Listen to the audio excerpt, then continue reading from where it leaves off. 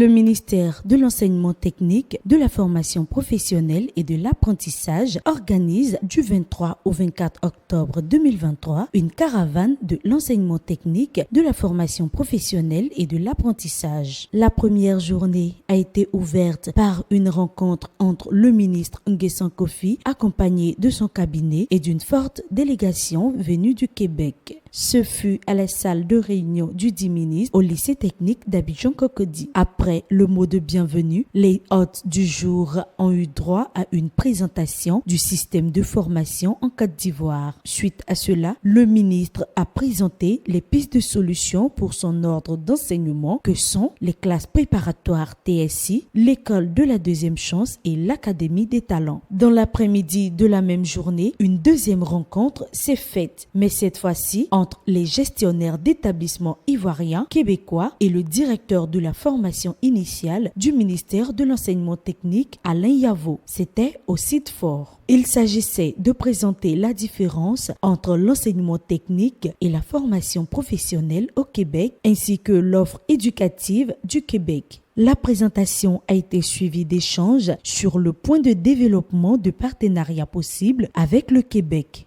On travaille en ce moment sur un projet avec le ministre par lequel 28 Ivoiriens vont venir au Québec bénéficier d'une formation de haut niveau dans le domaine professionnel, différents secteurs. Ce que nous visons aujourd'hui, c'est étendre l'offre de formation des jeunes de notre système. Nous allons discuter encore et faire en sorte qu'à partir de cet hiver, décembre déjà, une première cohorte de 28 jeunes déjà inscrits partirait.